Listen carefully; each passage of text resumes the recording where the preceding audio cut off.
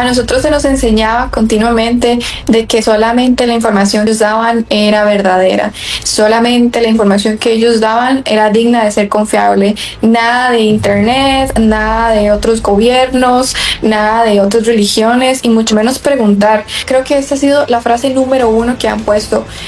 Los miembros son los imperfectos, la iglesia no, y yo sí voy a refutar esta frase, yo voy a decir que es completamente falsa. Ahora, entonces prácticamente en ese caso hay que someterse al líder, aunque el líder esté equivocado. Lastimosamente en esta secta se nos enseñaba que había que hacer eso, aunque usted difería a la opinión de su líder, usted tenía que seguir la opinión de ella, lastimosamente. Pero no solamente eso, nos explican psicológicamente cómo tenemos que tratar a las personas. Y eso fue algo que yo nunca sabía que hacían, y psicológicamente así es como atrapan a las personas. A mí se me enseñó de que yo tenía que agarrar su debilidad como persona, Tenía que preguntarle cuál era su nombre, dónde vivía, ver alrededor mío, ver cómo usted vivía y preguntarle si usted tenía alguna duda acerca de Dios, si quería que Dios le respondiera alguna pregunta. Y por ejemplo, la persona me decía, se me murió un hijo cuando yo era joven y quiero volver a ver a mi hijo. Entonces a mí se me enseñaban lecciones y de acuerdo a eso, lo que me decía esa persona, yo le decía, sí, nosotros creemos que las familias pueden ser eternas. Y pues bueno, estaban aprendiendo mecánica. Y yo decía, ¿por qué yo no puedo hacer esto? Yo siento que esa fue una de las primeras cosas que comenzaron a sonar en mi cabeza desde que yo era adolescente. De por qué yo tengo que aprender a cocinar y por qué ellos no nos cocinan a nosotras. Porque yo como mujer joven le tengo que cocinar a los hombres jóvenes. Que también tenían mi edad, 13, 14 años. Entonces eso fue algo a mí que me sonó mucho. Y que aún yo digo, desde aquí viene el machismo. Desde enseñarle a una niña de 14 años cocinarle a su amigo de 14 años también. Bueno, solo utiliza las estadísticas para demostrar el número de miembros que tiene, porque para decir cuánta plata tiene o demostrar financieramente que tiene, ellos no lo muestran. No ven a la persona como una persona, lo ven como un número, por ser una empresa. Y como usted dijo, dan a entender que están en crecimiento, pero no dicen dónde. Me encanta este tema porque es cierto, no dan a conocer exactamente en qué parte del mundo, y sería bueno que dejaran saber que en la única parte del mundo en la que crecen es en Latinoamérica. Ellos no crecen en Europa, ellos no están creciendo ni en Estados Unidos, ellos solo crecen en Latinoamérica. ¿Por qué? Porque es la parte del mundo que menos educación tiene, es en la parte del mundo que más misioneros mandan. Ni a su propio país mandan tantos misioneros a como mandan en Latinoamérica. Entonces es algo interesante saber de que el enfoque de ellos es crecer aquí, no en otras partes del mundo. Siento que el pedir perdón y poder decir no hicimos esto bien caería mejor en los miembros que el solamente cambiar la doctrina, porque el solo cambiar la doctrina sin una justificación le hace crecer la duda a los miembros, así como lo hizo conmigo. Ahora, en el caso de Melissa, ¿cuáles fueron las consecuencias? En su círculo social, su círculo familiar o amigos, conocidos. Claro, las consecuencias fueron muchos amigos que yo pensé que eran mis amigos, dejaron de hablarme porque yo ya no creía. Yo pensé que mi amistad no estaba arraigada a la religión, pensé que era amistad de verdad y pues no, al final esta amistad era solo por religión.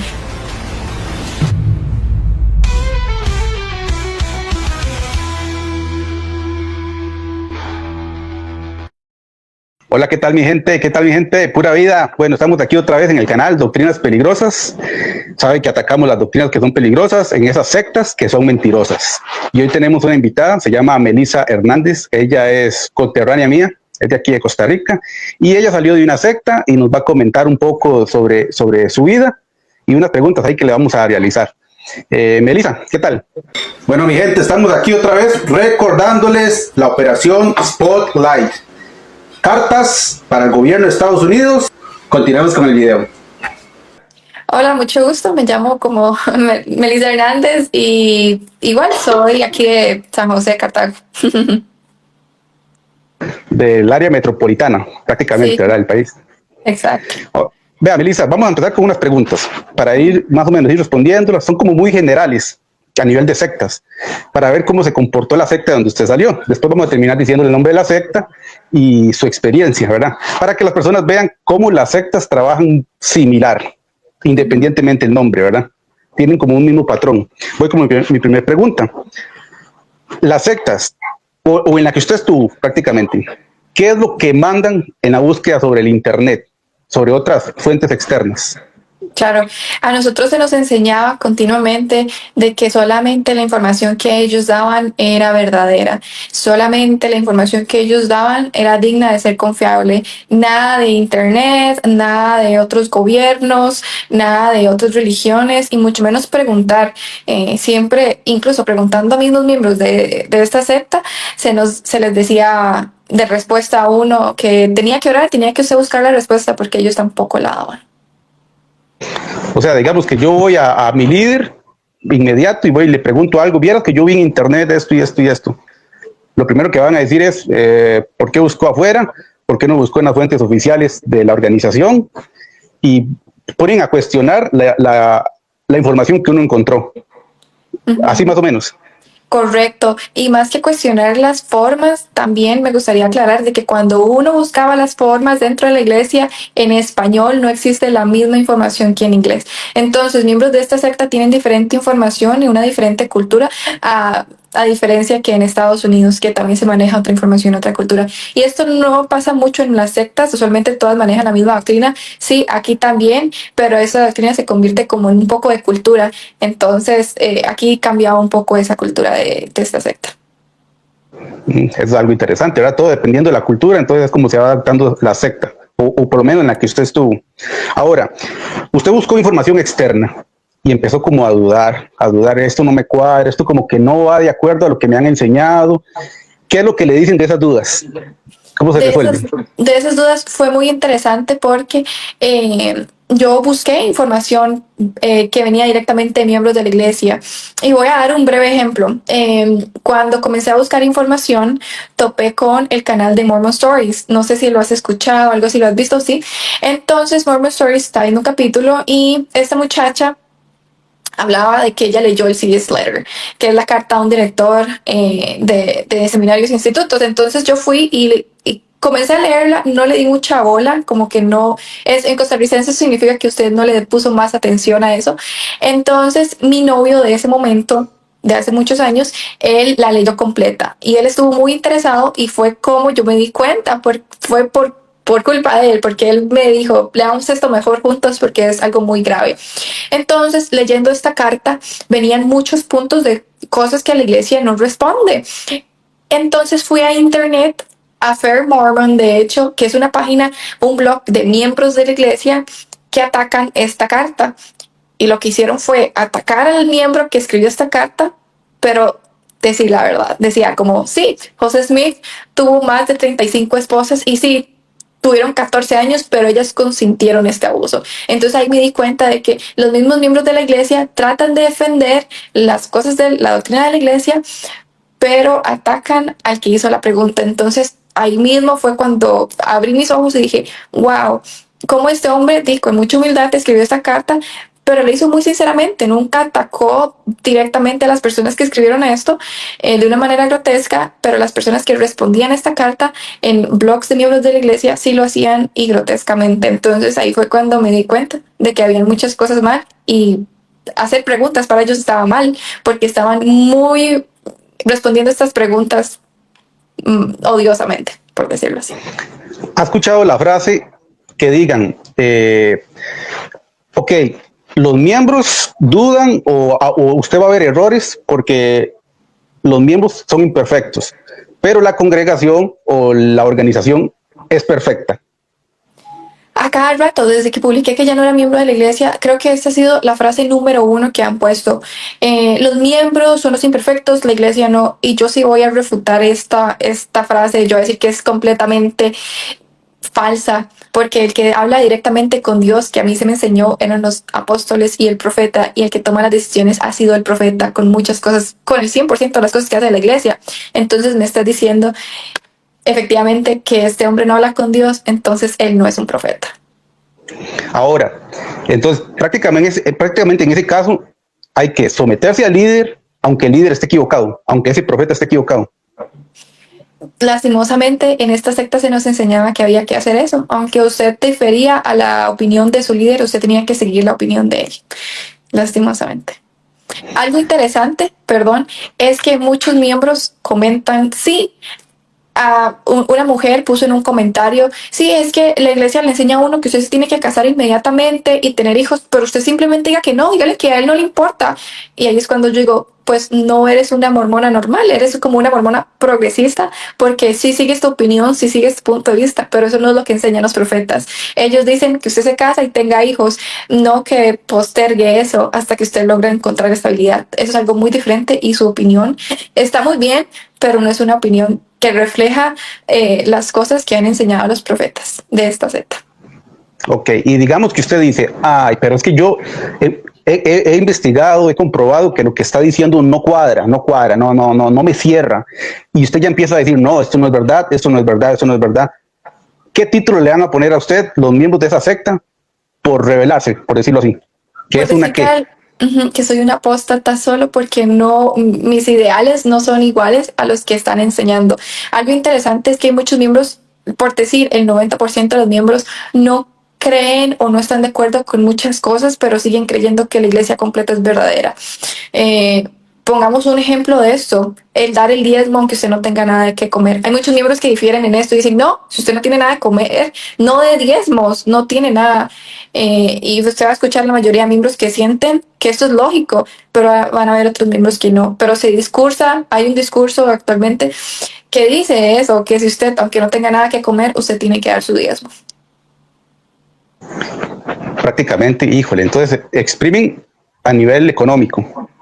Es como Sí, y eso es una, una doctrina, porque la claro. dio un apóstol, bueno, un 70. De hecho, hay una pregunta con respecto a ese tema económico, ¿verdad? Que más adelante se la voy a hacer. Vemos de que, ok, en las doctrinas hay un castigo, ya sea que uno va a ser destruido, va a ir al infierno o no va a ir al cielo.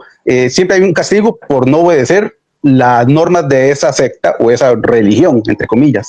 Ok, usted ya abrió sus ojos, ya comentó sus dudas, le dijeron que no dudara porque la organización es perfecta, supuestamente, pero usted siguió dudando y hacía preguntas, la llamaron apóstata por no estar de acuerdo a lo que se le enseña, por pensar diferente, pero queda la enseñanza en su mente del castigo. ¿Cómo usted se adaptó a eso? Híjole, me voy a salir de aquí, pero ¿será que hay un castigo eterno porque me voy a salir? ¿Cómo usted reaccionó a eso?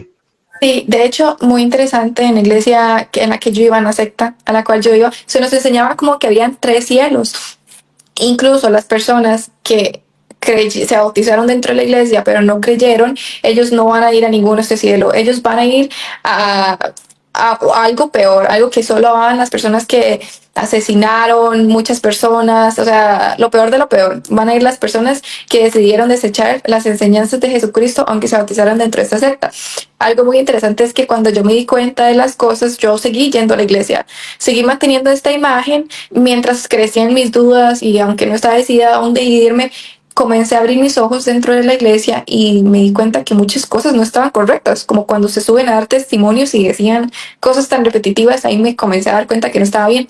Entonces, al apartarme ya emocionalmente, fue cuando comencé a preguntarme si estas doctrinas eran ciertas. Y puedo responder a estas personas que me pueden sacar las escrituras para decirme, no, es que usted no se va a ir al cielo, es que usted va a ir aquí, aquí, aquí, y decirme, no, es que la iglesia es verdadera porque hacen bautismos por los muertos y solamente en esa época de Jesucristo también se hacían. Yo puedo decir con toda mi fe y todo mi corazón de que si un hombre creó una religión basada en el sufrimiento de niñas casándose con él a los 14 años para heredar un cielo, esa no es la iglesia verdadera. Jesús y Dios no están ahí en ningún momento, en ningún lugar, porque Dios nunca enseñó eso. En las escrituras, ¿en qué parte está de que una niña ocupaba casarse a los 14 años para heredar un cielo? En ninguna parte. Los judíos se casaban desde jóvenes para mantener su genealogía, para poder estar seguros económicamente, pero en ningún momento se da a conocer en las escrituras de que eso también se tiene que hacer hoy en día y lastimosamente se sigue practicando la poligamia. Eso es algo que los miembros dicen, no, es que no se practica porque por X y otra razón. Yo veo que sí se sigue practicando porque un hombre sí se puede casar con mujeres varias veces, pero una mujer no. Cuando en la época de este hombre las mujeres también practicaban la poliandría y sí se casaban con varios hombres al mismo tiempo, cosa que en la Biblia no se daba tampoco. Entonces, si me va a explicar y me va a decir, esto se hizo antes, pues es mentira, porque en la Biblia no se practicaba la poliandría. O sea, básicamente vamos viendo la estructura doctrinal de esa secta. Cree o creyó en un tiempo donde los hombres podían tener muchas esposas y las mujeres podían tener varios esposos para llegar al cielo. O sea, Correcto. requisito para llegar. Y que las niñas de 14 años debían casarse para poder tener o prometérsele la salvación. Sí, siento que cuando una persona lo ve desde esa perspectiva se da cuenta de que todo se va a venir abajo, todo es mentira. Simplemente mi corazón no puede creer que puede haber un Dios tan injusto de negarle la salvación a una niña de 14 años solo porque no se ha casado. Eso es mentira. Ok, Melissa, vea. Vemos el despelote o el desmadre, como decimos aquí, ¿verdad? de doctrina, ¿verdad? Ahora, usted fue misionera, tengo entendido, ¿verdad? Ok. Correcto. Usted llega y toca una puerta. Tac, tac, tac, tac. Ahora, le abrieron la puerta. Hola, soy misionera. Vengo a hablarle de la palabra de Dios para enseñarle que usted tiene que ser polígama y tiene que casarse varias veces y que su hija de 14 años se tiene que casar porque si no, no van al cielo. ¿Eso es lo que enseñan de una vez o cómo inicia ese adoctrinamiento? Así de ahí nos enseñan, nos mandan a un centro de capacitación misional y nos explican de cómo tenemos que ir y hablar con las personas. Pero no solamente eso, nos explican psicológicamente cómo tenemos que tratar a las personas. Y eso fue algo que yo nunca sabía que hacían y psicológicamente así es como atrapan a las personas. A mí se me enseñó en ese centro de capacitación misional de que yo tenía que agarrar su debilidad como persona. Tenía que preguntarle cuál era su nombre, dónde vivía, ver alrededor mío, ver cómo usted vivía y preguntarle si usted tenía alguna duda acerca de Dios, si quería que Dios le respondiera alguna pregunta. Y por ejemplo, la persona me decía, se me murió un hijo cuando yo era joven y quiero volver a ver a mi hijo. Entonces, a mí se me enseñaban lecciones y de acuerdo a lo que me decía esa persona, yo le decía, sí, nosotros creemos que las familias pueden ser eternas y podemos creer y creemos que su hijo, porque no se bautizó de pequeño, no tiene que ir a ningún purgatorio. Ese hijo puede vivir con usted por siempre. Entonces yo agarraba las debilidades de las personas y las mezclaba con las enseñanzas de esta iglesia. Por ejemplo, alguien me decía, es que yo no sé qué estoy haciendo en esta tierra, no sé cuál es mi objetivo. Entonces yo le decía, nosotros creemos en el plan de salvación. Eso significa que nosotros creemos que venimos a esta tierra con un propósito, el de ser felices, bautizarnos y seguir los mandamientos de Dios. Y entonces, con cada cosa que la gente decía, nosotros teníamos una manera de poder mezclarlas con doctrinas de la iglesia y enseñarlas. Y así es como las personas se sentían bien con nosotros. También se nos enseñaba que nosotros teníamos que tener esta personalidad de alegría, de poder traer felicidad a su vida. Entonces es algo que otras iglesias no enseñan. Van y le explican a usted doctrina y usted si quiere, no, pero ellos veían la felicidad en los misioneros y veían que los misioneros contestaban sus preguntas, entonces por eso la gente se bautizaba. Entonces, digamos que el cambio en las personas era un cambio más que nada psicológico, porque estaba uno entrando en su problema psicológico. Para poder adaptarlo, bueno, yo soy misionero también, entonces yo aprendí esas técnicas, ¿verdad? Ver las debilidades, ver si hay un familiar muerto, si hay un problema de depresión, si hay problemas en el hogar, y entonces con ese problema, ahí es donde le entramos, ver las debilidades que tiene la persona. Y se utiliza el nombre de Jesús, porque Jesús abre puertas, ese nombre abre puertas, para como el principio. Porque usted al principio no enseñó de que iban a hacer ritos masónicos. Usted no iba a enseñar eso. No, incluso los mismos miembros que aún no han entrado en este templo, o sea, los miembros que no cumplen al pie de la letra, ellos aún no saben, ellos aún no han entrado a hacer estos rituales masónicos, entonces ellos no tienen una idea de lo que se hace adentro. Y eso me pasó a mí cuando yo cumplí 19 años, a 2 meses de irme a la misión, a cumplir ese voluntariado religioso, yo entré a este templo. Y si usted me pregunta, mi experiencia entrando era increíble. Yo entré y una mujer puso sus manos sobre mi cabeza y yo digo, wow, esto es falso, porque a mí toda la vida se me enseñó que era mentira que una mujer tuviera el sacerdocio y pusiera las manos en mi cabeza. Entonces yo dije, esto es mentira, porque ellos mismos me enseñaron esto, ¿cómo yo puedo estar aquí? Después de eso, entrando a este salón, dividían a los hombres y a las mujeres. Y yo digo, ¿por qué no me puedo sentar a la par de mis amigos? Porque ellos tienen que estar divididos de nosotros las mujeres. Y porque yo tengo esta camisa, este vestido, esas cosas tan ridículas. Y yo cuando veo a mi amigo entrar con su gorrito, espero que alguien pueda buscar esto, me pareció lo más ridículo del mundo. De hecho voy a agregar la imagen, aquí se va a ver la imagen, entonces, Ajá. y con el gorrito como de panadero. Sí, y también las mujeres, porque ellas usaban un velo. Entonces me pareció lo más ridículo del mundo, y siguió la sesión completa. Cuando siguió la sesión y decían que yo como mujer tenía que obedecer a mi esposo o a un hombre, yo dije, ¿qué es esto? Porque yo voy a tener que obedecer a un hombre y porque este hombre no me obedece a mí. Después de esto, llamaron a todas las personas al frente a tomarse de las manos y tenían que hacer esto. Y yo decía, esto es una secta, esto es una secta. ¿Cómo es posible que yo tenga que hacer esto aquí vestida de esta manera? ¿Cómo es que se decía? ¿Cómo es que se decía? Oh Dios, escucha las palabras de mi boca. Oh Dios, escucha 3 veces. Y ahí fue cuando me di cuenta, entrando al templo, a esta iglesia grande, yo dije, esto es una secta. Es una secta y no es normal. Después tampoco creo que uno tenga que aprenderse de memoria las formas en que ellos dan la mano para entrar al cielo. Yo no creo que Dios me diga, para entrar al cielo tienes que hacer XXX señales. No, entra al cielo el que fue bueno, no el que se vistió como tonto y hizo estas señales. Entonces ahí fue cuando fue la primera vez en mi vida que yo dije, esto es una secta. Nunca lo había pensado. Sí había pensado que había doctrinas que no estaba de acuerdo, como que la mujer tenía que tener hijos, como que la mujer tenía que casarse, como que los hombres no podían heredar el cielo si no estaban casados. Yo siempre dije que esto no estaba de acuerdo con eso, pero nunca vino a mi pensamiento hasta que entré al templo de que esto era una secta. Y algo interesante que lo hace más secta es que uno tiene que hacer una promesa de no revelar lo que hace hacia adentro. Correcto, incluso antes de los 90s se hacía la promesa de que usted se cortaba el cuello y creo que usted se tenía que abrir las cosas por dentro, todos los órganos interiores. Si usted llegaba a decir estas cosas, muchos miembros no lo saben, pero sería bueno que lo supieran, de que esto era una práctica, era una señal del templo, usted cortarse el cuello.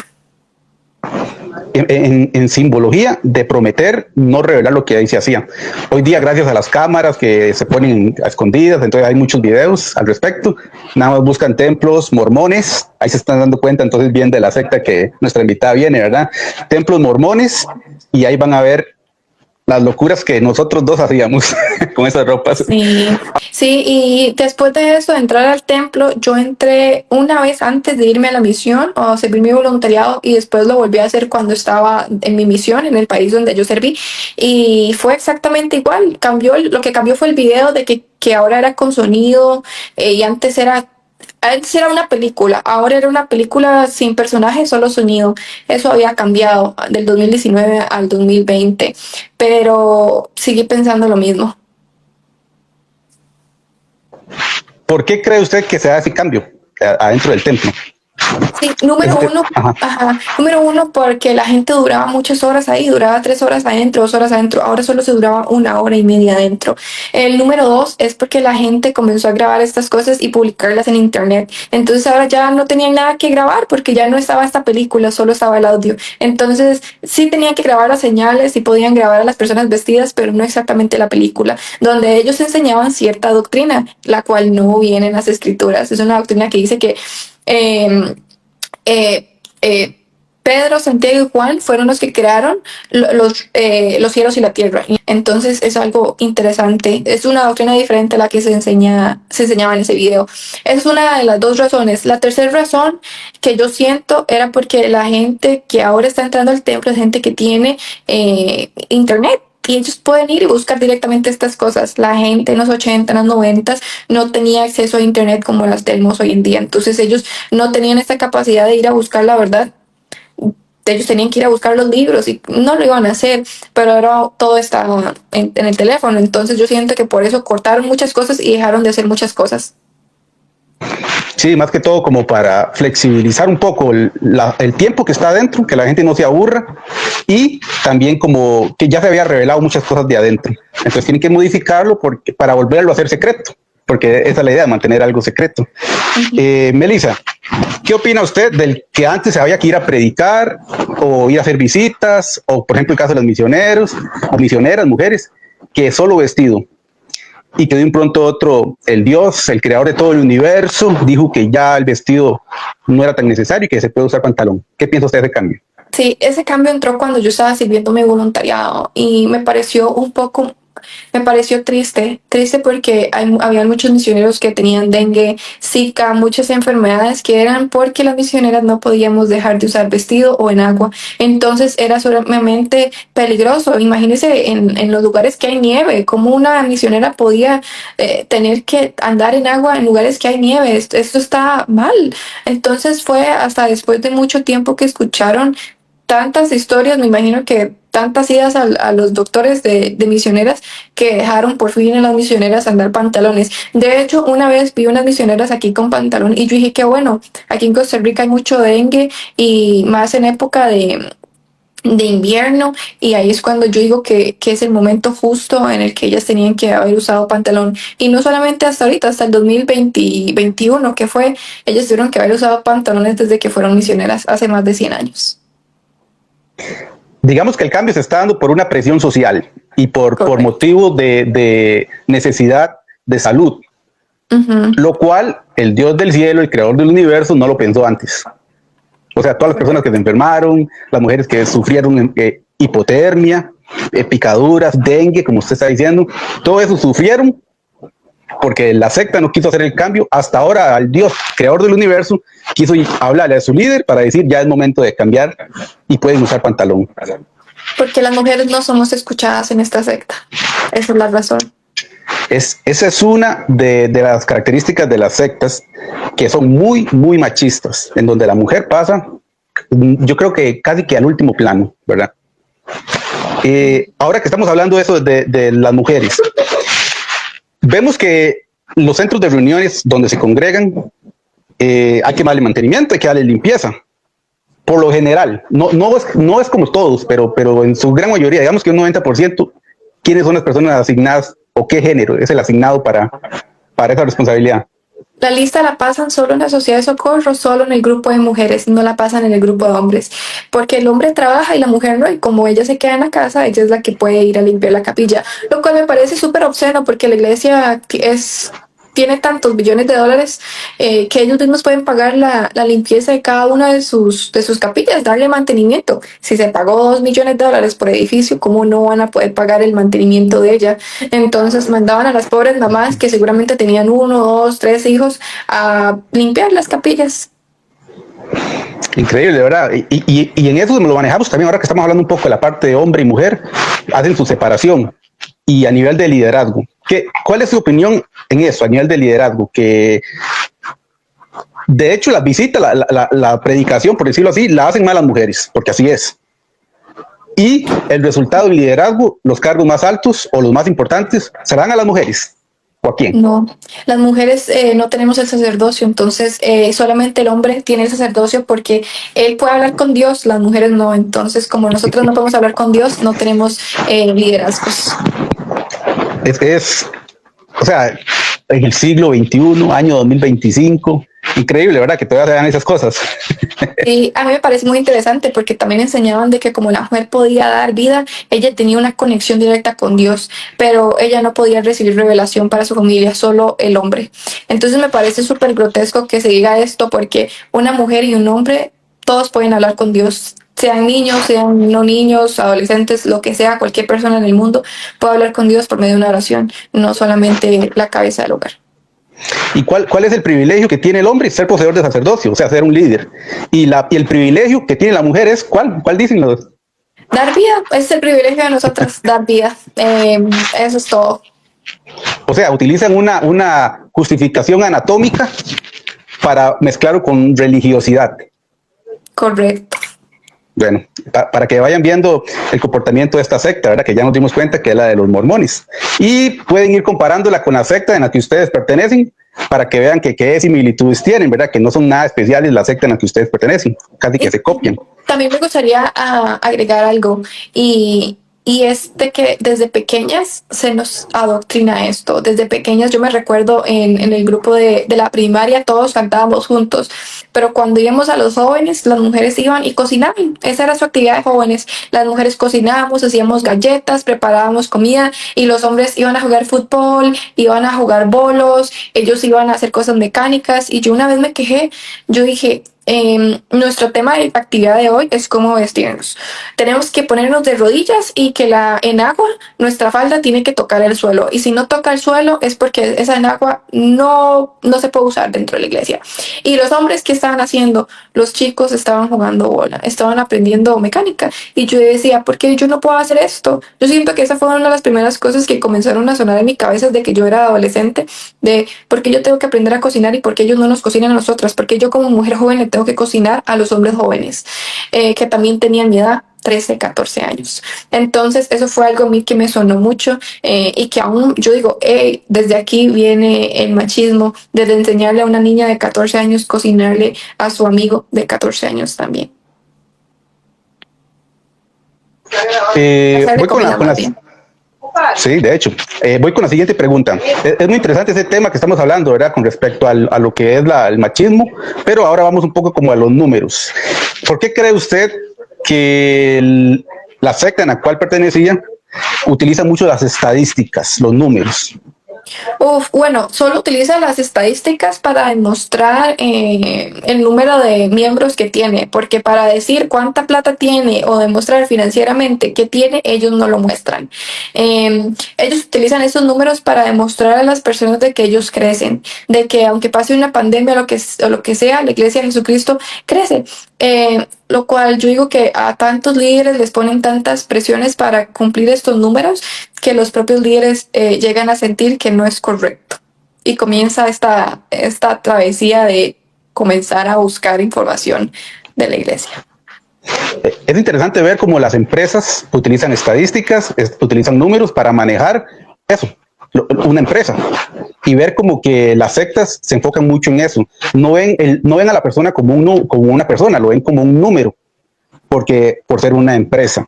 Y como usted dijo, dan a entender que están en crecimiento, pero no dicen dónde. ¿En dónde están? Nada más dicen, estamos en crecimiento a nivel mundial. ¿Será tan cierto o será que solo en una zona específica? Por ejemplo, sí, iba a decir algo.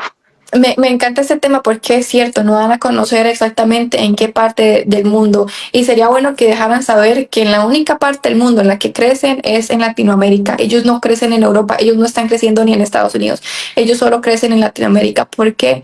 Porque es la parte del mundo que menos educación tiene, es en la parte del mundo que más misioneros mandan, ni a su propio país mandan tantos misioneros a como mandan en Latinoamérica. Entonces es algo interesante saber de que el enfoque de ellos es crecer aquí, no en otras partes del mundo. Exactamente. Ellos buscan las personas, como decirlo así, más ignorantes, que no cuestionen, que no piensen, que no analicen, que no duden, sino que nada más sigan lo que le dicen, ¿verdad? Y viene lo que son las doctrinas. ¿Por qué cree usted que dicen tener la verdad, dicen ser la verdad, ser la única verdad, y ahí es donde está, o sea, que son la organización verdadera de Dios y las demás son falsas? Pero ¿por qué esa verdad es tan cambiante? ¿Por qué sus doctrinas cambian? Sí, yo siento que ahora es más posible poder traquear o poder darse cuenta de que sus doctrinas cambian por todas las cosas que han hecho, pero más que todo la gente piensa que esta doctrina es verdadera porque ellos sienten muy bonito cuando leen el libro de Mormón, y claro, el libro de Mormón parece una copia de la Biblia en algunas cosas, en otras es una copia de otro libro perfectamente, el cual este señor que lo escribió lo hizo. Entonces la gente puede ver con sus propios ojos de que la doctrina no viene en este libro. En esta doctrina solo se enseñan principios básicos, este bautismo por los muertos, el sacerdocio, todas las cosas que se hacen dentro del templo, nada aparece en el libro de Mormón. ¿Cómo me vas a decir que el libro de Mormón es la piedra angular de la iglesia cuando no viene absolutamente nada de lo que se hace dentro de la iglesia? De ahí es donde tienen que sacar algo externo, algo fuera, donde se le llama la nueva revelación moderna o la luz, nueva luz, por decirlo así, ¿verdad? Que es conocido en otras sectas. Tiene que haber algo nuevo de revelar. ¿Por qué? Porque tienen que ir modificando y ir adaptándose al tiempo, a las costumbres que hay en el momento. Por ejemplo, lo que hablamos ahorita, de los pantalones, ¿verdad? Hace 100 años, a nivel social, era muy mal visto que mujeres usaran pantalones. De hecho, es rarísimo. Entonces, ¿qué hacían las religiones o las sectas? Se adaptaban a eso. Hoy día es más normal, se adaptan a eso. Dentro de unos años, que anden ya como con short, un pantalón corto, y se van a adaptar a eso. Entonces van a ir adaptándose. Y lo que ayer era pecado, hoy va a ser normal. ¿Qué opina al respecto? Correcto, siento que ahora para caerle bien a la gente usan mucho esta metodología de cambiamos porque nos lo revelaron, no porque nos equivocamos. Siento que el pedir perdón y poder decir no hicimos esto bien caería mejor en los miembros que el solamente cambiar la doctrina, porque el solo cambiar la doctrina sin una justificación le hace crecer la duda a los miembros, así como lo hizo conmigo. Más o menos como el hecho de que Dios nos está aclarando malas cosas a como pasa el tiempo. Lo que ayer entendíamos un poco, hoy lo vamos entendiendo mejor. Correcto. Y así pueden meter las doctrinas que quieran, porque cada vez Dios va a aclarar cosas y la gente empieza a meter lo que quiera como doctrina. Y me gusta lo que dices, porque no solamente se podría dar el ejemplo con el pantalón de las misioneras, sino con los nuevos garments. Ahora las mujeres pueden andar ropa interior que solo venden en la iglesia mormona, que es una camisa como de tirantes. Y a mí hay en los libros escritos, hay discursos que dicen explícitamente que si las mujeres mostramos nuestros hombros, somos pornografía. ¿Y ahora qué? Ahora se pueden mostrar los hombros. Ya no somos pornografía. ¡Wow! De aquí a hace 10 años se nos enseñaba eso y ahora no. No, la doctrina no cambia. Ahora lo que pasa es que ahora todo es redes sociales, ahora todo se sabe, ahora todo se ve por internet. Entonces se dieron cuenta que estaban haciendo mal las cosas. Pero ellos no dicen que están mal, ellos solamente cambian su metodología. Un comportamiento sectario es todos están mal, nosotros no. Nosotros tenemos la verdad. Nosotros somos los que vamos bien. Somos lo perfecto. Y con respecto a eso, el comportamiento de los líderes, pero hablemos de los líderes altos, ¿verdad? Los dueños, por decirlo así, los dueños de la secta, de la corporación. ¿Por qué ellos son ricos mientras que los fieles no pasan de clase media? Algo muy importante es que la iglesia no es tonta. La iglesia recluta a las mejores personas. Una vez me preguntaron esto en la calle, ¿por qué la iglesia mormona tiene tanta plata? Y yo le dije, vea, una de las razones que ella tiene tanta plata es que a sus apóstoles, a su profeta, a los 70, no son personas de clase media, son personas que fueron el CEO de una empresa, fue el que fue ex dueño de tal corporación, fue el que manejó las finanzas en esta multinacional o tiene su propio negocio propio que hacía millones de dólares. Ellos no reclutan personas de clase media, tal vez para ser obispos, presidentes de estaca, a los que no se les tiene que pagar, pero a las personas que ya se le tienen que pagar por su tanta experiencia, a esas personas sí las reclutan. Cuéntenos un poco la manera en que se maneja la masonería, la historia. ¿Por qué la masonería está dentro de esta secta? Sí, bueno, en la época de que estaba José Smith creando la iglesia, él cuenta de que él entró a la masonería y cómo hacían algunas cosas. Entonces, cuando después de él crear la iglesia, bastantes años después, él comenzó a traer muchas cosas de la masonería, a implementarlas dentro del templo. Y dejó atrás los masones. Y dijo él que los masones sí utilizaban ciertas señales del sacerdocio, pero de que estaban erróneas. Que ahora él iba a implementar algo nuevo y que esto sí venía en la iglesia verdadera. Que el sacerdocio se había restaurado. Entonces por eso él había restaurado y modificado ciertas cosas de la masonería. Entonces es por eso que se usa señales de los masones en los templos mormones. Antes no se usaba hasta que él comenzó a implementarlos ciertos años después de que él creó la iglesia mormona. Entonces eso no viene de Dios, eso es una copia barata de los masones, donde Correcto. Él fue parte. En la parte de que habla acerca del sacerdocio en Melquisedec o el sacerdocio en la Biblia fue en Levíticos y en otro libro creo que también se explica un poco, pero eso fue todo. No se habla más, se habla acerca de lo que pasaba dentro del templo, pero en el libro de Mormón se habla acerca de un poco del sacerdocio, pero no como ellos lo implementaban y creo que no podían implementarlo tampoco. No, de hecho que no. Hay una frase que usted dijo anteriormente, hace poco, porque en la iglesia verdadera, ¿Qué opina usted de esa frase? Somos la religión verdadera. Yo siento que eso es lo que más atrae a la gente, saber dónde está la verdad, porque la gente quiere saber dónde puede encontrar la verdad, dónde es que está Dios, y esta iglesia demostrando con su doctrina que es la iglesia verdadera, la gente va y cumple todo al pie de la letra, pero muy fácilmente con la Biblia o con su propio libro de Mormón se puede mostrar de que no, que todo es falso. Incluso siendo misioneros es muy difícil a veces hablar con una persona que es sumamente educada en las escrituras, porque sabemos de que ellos pueden encontrar los puntos débiles de todas las escrituras que se utiliza para enseñar que es la iglesia verdadera. Exacto. Entonces, un comportamiento sectario es decir, nosotros somos la verdad, los demás no. Correcto. Para que pongan atención las personas que nos están viendo y hagan la comparación, ¿verdad? Que lo que ustedes dicen no es que ustedes lo inventaron, es que otra gente también lo dicen, ¿verdad? En otras sectas. Melissa, coméntenos un poquito ya de su historia. ¿Cómo fue que usted comenzó? ¿Cómo conoció la secta de los mormones? Ya sabemos que fue misionera. ¿Y cuál fue ese momento así que usted dice el quiebre cuando, ay, aquí ya yo no soy para estar aquí? Sí, bueno, comentando bien rápido mi historia, yo nací dentro de la iglesia porque mi abuelita se bautizó cuando ella ya había tenido sus 7 hijos, pero muchos de sus hijos no se quisieron bautizar y una de esas personas fue mi mamá.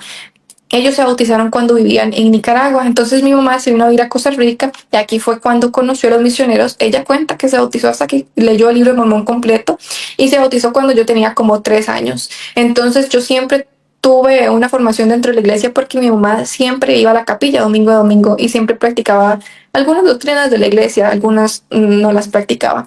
Entonces, desde pequeña se me doctrinó a ir a la misión, si yo quería, a regresar, a casarme y a tener hijos. Pero nunca sonó conmigo casarme. Yo no sé, yo siempre le digo a la gente, yo sé que a mí me enseñaron a que tenía que casarme y tener hijos, pero yo nunca pensé casarme, solo tener hijos. Me llamaba mucho la atención poder tener mi propia familia, eso sí. Fue hasta que decidí irme a la misión que varias de mis compañeras norteamericanas, como ya venían adoctrinadas de casarse y tener hijos, me comenzaron a preguntar, ¿quiere casarse? ¿Quiere hacer eso o lo otro? Y yo decía, pues sí, pero ellos me decían que ya tenían hasta la boda hecha, que ellas se imaginaban el vestido de novias, las personas donde se querían casar y estas cosas. Pero me decían que era muy triste casarse porque solamente las miembros dentro de la iglesia podían ver su matrimonio dentro del templo, que ellos querían hacerlo por fuera. Hasta el 2020, 2021 fue que ya se podía hacer la división en Estados Unidos de casarse civilmente fuera de la iglesia y dentro de la iglesia ya hacer matrimonio religioso, pero antes no se podía hacer eso en Estados Unidos. Pero bueno, regresé de la misión y lo que pasó fue de que hubo mucho abuso en mi hogar, mucho abuso que los mismos líderes sabían y ellos nunca llamaron a las autoridades. Entonces, esto comenzó a abrir mis ojos de por qué la iglesia nunca reportó el abuso en mi hogar. Después dándome cuenta de un miembro que era muy cercano, presidente de Estaca, me di cuenta de que él mismo tenía que llamar al número de los abogados de la iglesia para poder reportar las cosas y no a las autoridades. Y leyendo los manuales de la iglesia, eso es cierto, ellos no pueden llamar a las autoridades inmediatamente. Primero llaman a los abogados de la iglesia y los reportan. Y si ellos les dicen que sí lo reportan las autoridades, ellos lo dicen y lo hacen. Pero si no, pues no. Entonces eso comenzó a hacer muchas dudas dentro de mí, pero más que eso fue porque este exnovio me leyó esta carta a un director de seminarios e institutos dentro de la iglesia y me di cuenta. También fue porque una miembro de la iglesia directamente me dijo que era normal la pornografía en miembros de la iglesia. Yo dije, ¿cómo? Si yo enseñé como misionera de que seguir la ley de castidad era no tocarse, no tener relaciones sexuales antes de casarse, no ver cosas, no hacer cosas. Incluso creo que en los 2000 se mandó una carta a miembros de la iglesia diciendo que ellos no podían hacer cosas incluso estando casados. Después a los meses dijeron, no, eso es mentira. Sí se pueden hacer cosas, no se metan entre personas casadas sexualmente porque ellos saben qué hacen y quién no. Entonces fueron cosas que comenzaron a abrir mi corazón, como a salir de esta burbuja de que había otra cultura. Entonces fue cuando yo decidí ver que estas cosas no estaban bien. Y un año después dejé de ir a la iglesia y ya, pero dejé de creer inmediatamente porque comencé a leer el diario de José Smith y ver de que él mentía, o sea, de que él decía que había 4 visiones diferentes, de que él primero, por último, vio a Dios y a Jesucristo. Pero antes de que eso vio un ángel y después que solamente vio a Dios y iba agregándole cosas poco a poco, y eso no fue lo que yo enseñé en la misión. Eso no es lo que se le enseña a la gente se le enseña la primera foto que viene en los libros que se les reparte a las personas que no son miembros de la iglesia, que es una foto, yo creo que ojalá la puedas agregar aquí, es una foto de José Smith leyendo las planchas, y esto es falso, eso no se debería enseñar, se debería enseñar de José Smith usando el Urim y Tumim para traducir el libro de Mormón, cuando el Urim y Tumim no se utilizaba para traducir en la Biblia, solo se utilizaba para respuestas de sí y no. Entonces son cosas que poco a poco me fui dando cuenta que eran falsas, y más que eso, la cultura de los miembros. Porque un miembro de la iglesia me tiene que andar viendo la ropa interior, porque un miembro de la iglesia me tiene que andar viendo si yo ando garments o no. A ellos no les importa, pero sí, ellos tenían que andarme viendo para ver si yo era una joven digna. Porque como uno de joven era tan bonito, entonces ellos tenían que ver si usted era digna también y andarle viendo la ropa interior. Y no hablo de otros jóvenes, ¿no? Yo estoy hablando de hombres de 40 años, de casados 20 años, de que andaban viéndole a uno la ropa interior, y eso es una cultura para ellos. También de cómo miembros tan chismosos andaban hablando las cosas personales de por qué alguien se divorció y por qué alguien no. Me parecía muy odioso de que mismos obispos andaban hablando, contando las historias que muchas madres solas pasaban, y estos obispos las contaban a sus propios miembros a veces. Y todo lo que pasé en la misión, de cómo me intentaron secuestrar, me dijeron que aún tenía que seguir en la calle a partir de las 10 de la noche, de cómo todas las personas eran un número, a mí se me obligaba a cumplir números, yo tenía que tener un bautismo semanal, y claro, yo tuve muchos bautismos y yo amo mucho a la gente que yo bauticé, pero si me preguntan ahorita si esas personas tuvieron que ser bautizadas, eso no, porque aún no tenían un testimonio de esa iglesia en ese momento, pero como ellas eran un número, yo tenía que cumplir con su bautismo ya. También de cómo ver de que a muchas personas se les negaba la ayuda psicológica y la ayuda de un hospital, y a mí me pasó de que yo ocupaba ir a un hospital porque no respiraba, y no se me dejó ir a un hospital porque decían que yo tenía ansiedad. Cuando yo regresé a Costa Rica, ya una doctora me dijo, sí, vaya al hospital, usted está muy mal, pero cuánto sufrí en mi misión en ese país porque se me negó la ayuda de un doctor. Y verlo no solamente conmigo, también con otras misioneras en las que yo veía, me decían, hermana Hernández, yo llevo un mes sangrando con la menstruación, ¿eso es normal? Y yo le dije, no, eso no es normal, y yo la mandaba al hospital a esta misionera, pero yo tenía que pedir permiso, y yo muy brava llamaba, y yo decía, esta misionera se va al hospital inmediatamente porque no ha dejado de sangrar, y ellas me decían, sí, está bien, pero hasta ahorita me doy cuenta que había otra misionera que también no había sangrado, más bien, o sea, no había tenido su periodo por más de 9 meses, me decía que a ella le negaban la ayuda. Y es algo muy grave que una mujer no tenga su periodo menstrual mes a mes, digamos. Entonces, ver que algunos misioneros sí les daban ayuda, a otros no, fue algo sumamente odioso. Incluso un misionero regresó de mi misión en bastón, y regresó a su casa por una cirugía de rodilla de emergencia, y él decir, yo ocupé esta cirugía hace 6 meses, porque hasta ahorita me la dan. Y fue por una pandemia que lo regresaron a la casa, porque si no, él hubiera regresado a su casa con su rodilla para usar bastón permanentemente el resto de su vida. Y yo creo que él tiene ese problema aún. Él sí utiliza bastón el resto de su vida, solo porque en la misión no lo quisieron operar en su rodilla, por negarle la ayuda hospitalaria. Entonces fueron cosas que poco a poco fueron abriendo mis ojos, buscando ayuda dentro de la iglesia, buscando ayuda, hablando, preguntando. Tuve una compañera en la misión que preguntó muchas cosas y le dijeron de que ella era una víbora, de que ella no podía estarle quitando la fe a las personas solamente por ir a buscar la verdad. Y así fue como me di cuenta. Híjole, es terrible ver cómo la vida de uno se derrumba. Uh-huh. Lo que uno piensa que es verdad se derrumba. Cómo ocultan abusos, como usted mencionó, ¿verdad? Y es muy común porque quieren proteger el nombre de esa institución en lugar de proteger a las personas. Vale más la marca, es más importante la marca, el logo, cuidar la reputación de eso, que no cuidar la integridad o la protección de una persona, de un ser humano. ¿Y por qué? Porque como lo que dije anteriormente, porque son números, son simplemente un número, uno entre tantos, ¿verdad?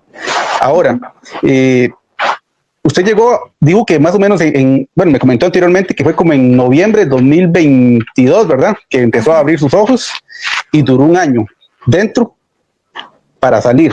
O sea, su mente ya estaba fuera, aunque su cuerpo permanecía dentro. ¿Por qué?